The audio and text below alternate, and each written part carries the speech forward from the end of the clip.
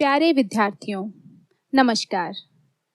आशा करती हूँ कि आप सब तंदुरुस्त होंगे और पढ़ाई के प्रति आपका उत्साह कायम होगा।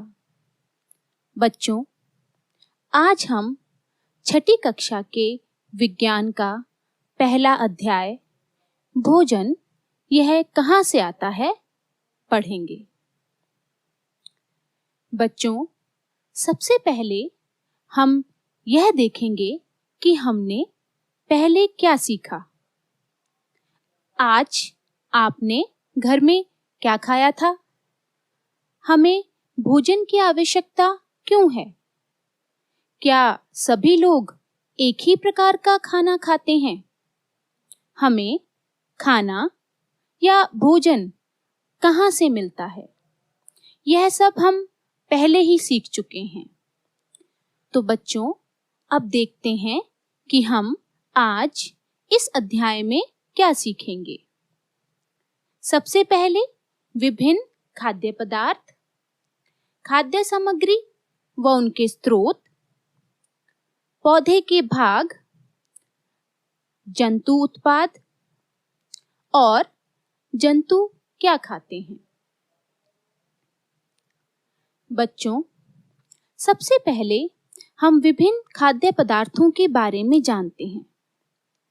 इस चित्र में हम देखते हैं कि विभिन्न विभिन्न प्रदेशों के साथ विभिन्न विभिन्न खाद्य पदार्थ भी दिखाए गए हैं।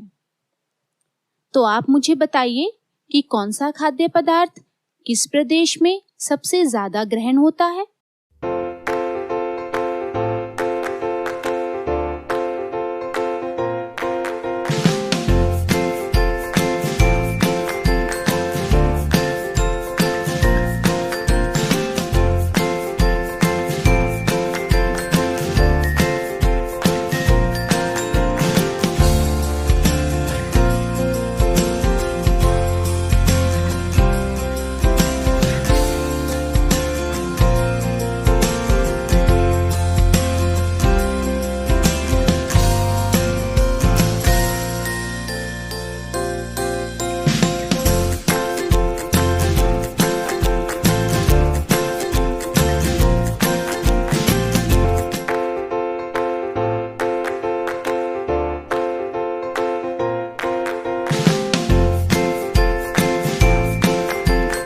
बच्चों, यह तो आप जानते ही हो कि भोजन बनाने के लिए हमें अनेक प्रकार की कच्ची सामग्री की आवश्यकता होती है।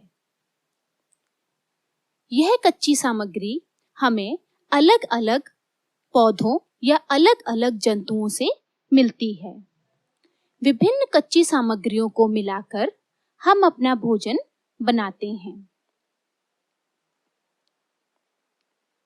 चलो फिर अब हम यह जानने की कोशिश करते हैं कि जो हम भोजन खाते हैं उसे तैयार करने के लिए कौन से पदार्थों या संघटकों की आवश्यकता होती है। भोजन तैयार करने के लिए जो पदार्थ इस्तेमाल किए जाते हैं उन्हें संघटक कहते हैं। उदाहरण के लिए जैसे रोटी बनाने के लिए आटा और पानी की आवश्यकता होती है। आटे में पानी मिलाकर हम गुथा हुआ आटा तैयार करते हैं, जिससे रोटी तैयार होती है। अब हम देखते हैं कि दाल कैसे बनती है। दाल बनाने के लिए दाल के दाने, पानी, घी या तेल, नमक और अन्य प्रकार के मसालों की आवश्यकता होती है। उसके बाद इन सभी पदार्थों को आग पर पकाकर हम दाल तैयार करते हैं। इस तरह हमने यह जान लिया है कि विभिन्न विभिन्न भोजन पदार्थों को बनाने के लिए भिन्न भिन्न पदार्थ की आवश्यकता या भिन्न भिन्न सामग्री की आवश्यकता होती है।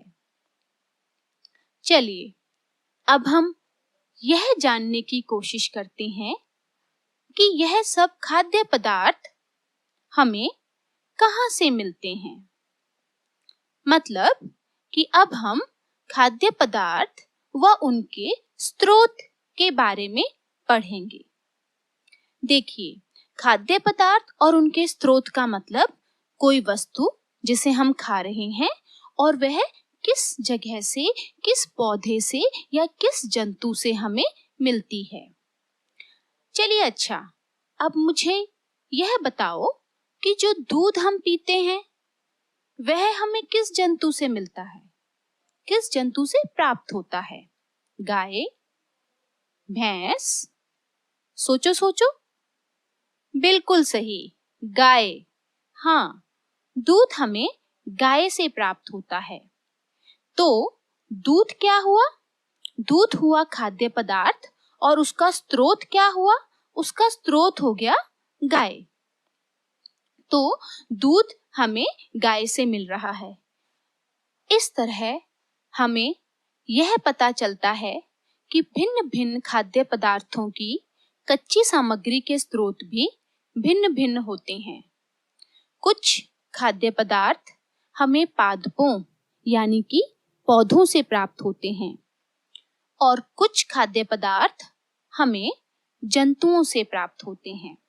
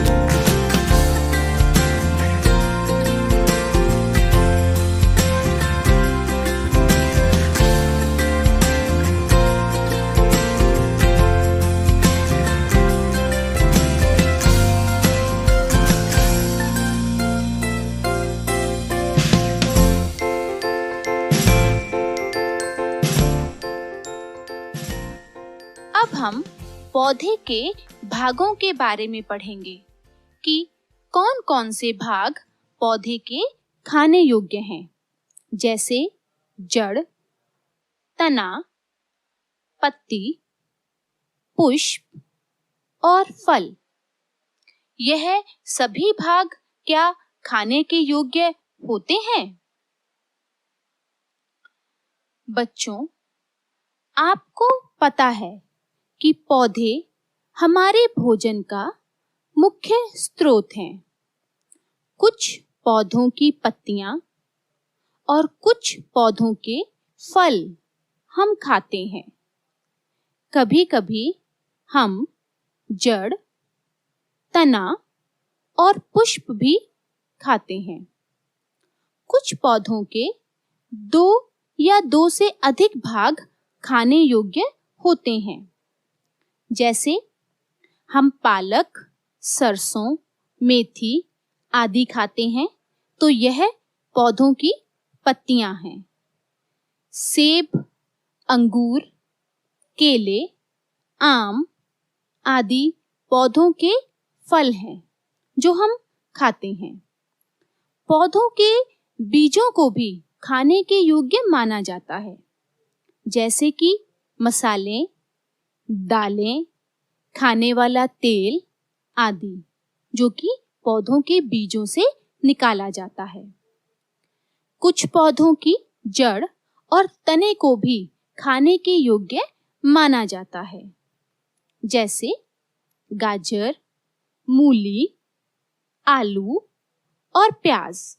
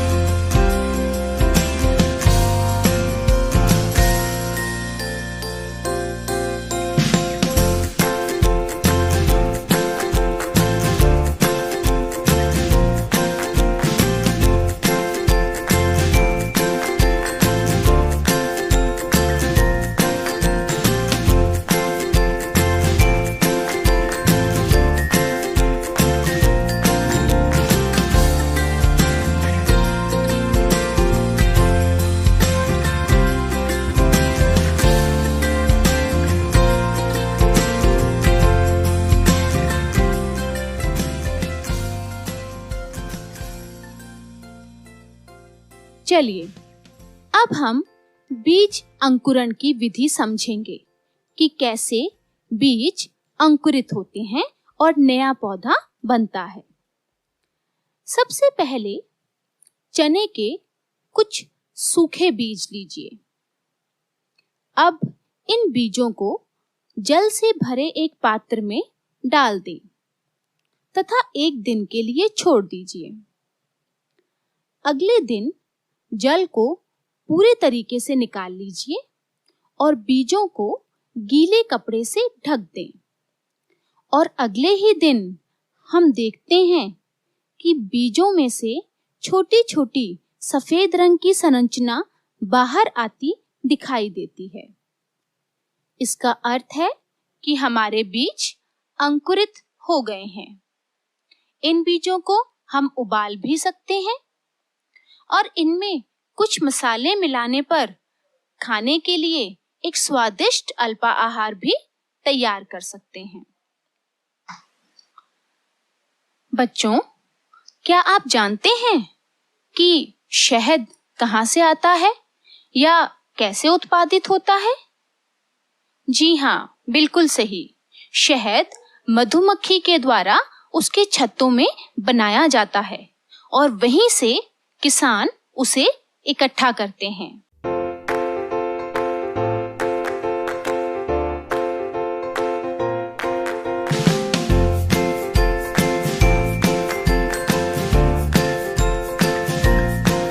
चलो अब हम यह जानने का प्रयास करते हैं कि जंतु क्या खाते हैं। बच्चों, जो जंतु केवल पौधे और पादप उत्पाद खाते हैं उन्हें हम शाकाहारी जंतु कहते हैं। जैसे कि आप चित्र में देख सकते हैं कि इस चित्र में खरगोश गाजर खा रहा है और गाय घास फूस खा रही है। इसलिए इन जंतुओं को हम क्या कहेंगे? शाकाहारी जंतु। बहुत अच्छे बच्चों, आप तो बहुत जल्दी सीख गए। इसी तरीके से अगर हम मांसाहारी जंतुओं की बात करें तो वो जंतु जो दूसरे जंतुओं को खाते हैं मांसाहारी जंतु कहलाते हैं, जैसे शेर, किरली इत्यादि। इसी तरीके से तीसरी कैटेगरी है सर्वाहारी जंतु। सर्वाहारी जंतु वे जंतु होते हैं जो पादप उत्पाद और अन्य जंतु सभी को कंज्यूम करते हैं, अर्थात सभी को खाते हैं, जैसे कि मनुष्य और कुत्ता।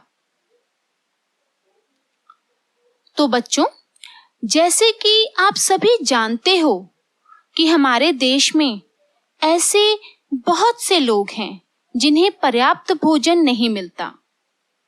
हमें ऐसे उपाय खोजने की आवश्यकता है जिसके द्वारा देश में अधिक से अधिक खाद्य का उत्पादन किया जा सके।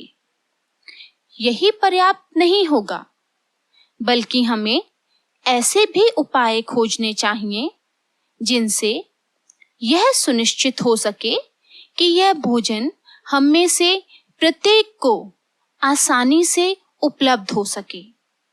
कोई भी व्यक्ति बिना भोजन के ना रहे।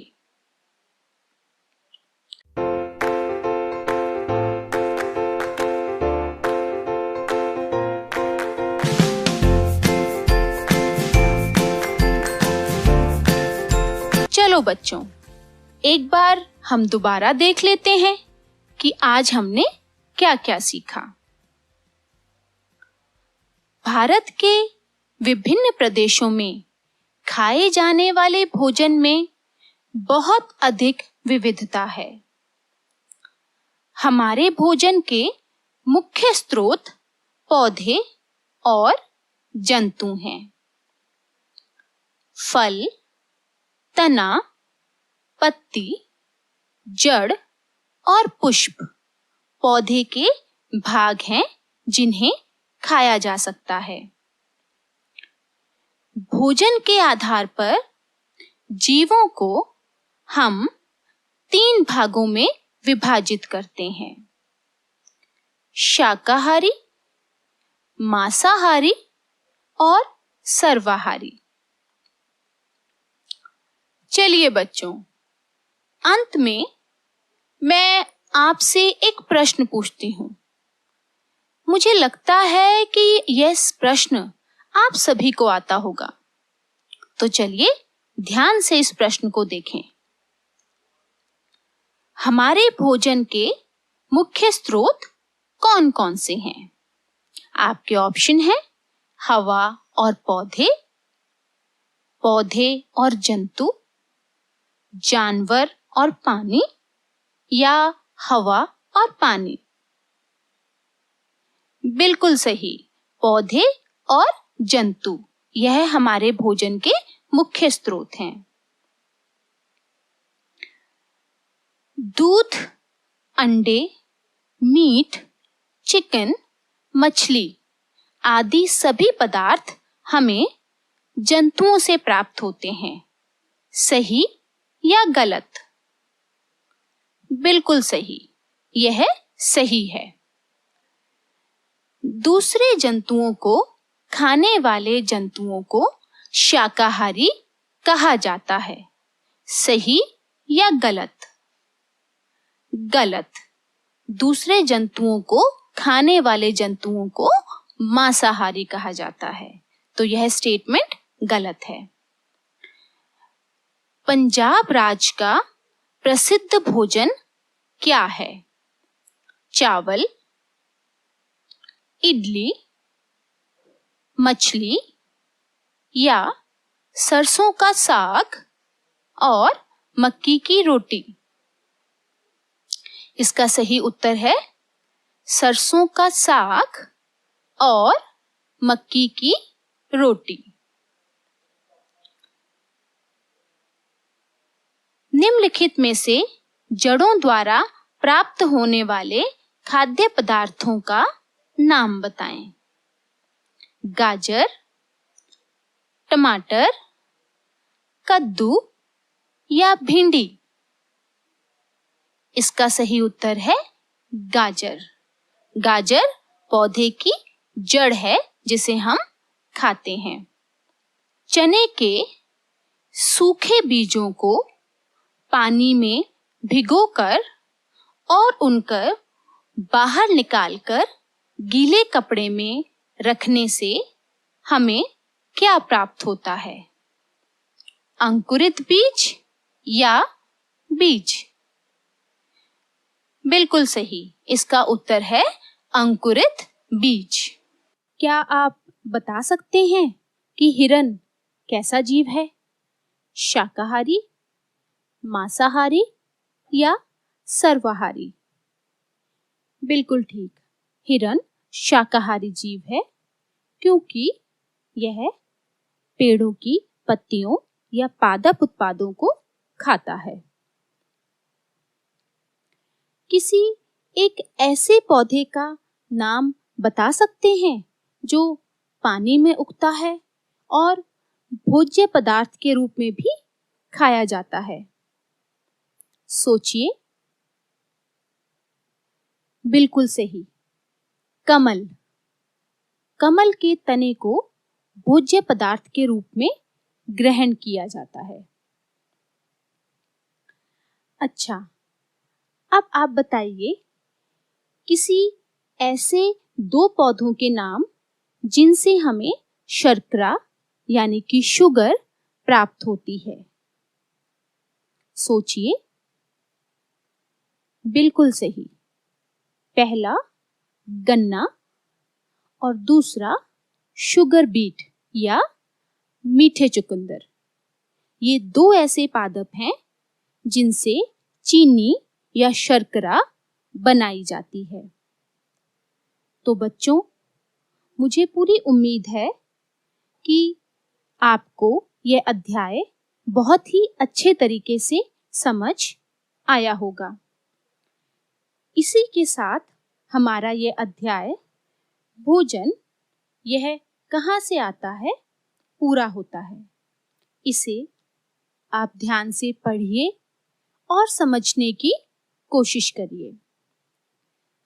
बच्चों, अब आप तंदुरुस्त रहिए, पढ़ते रहिए और बढ़ते रहिए। धन्यवाद।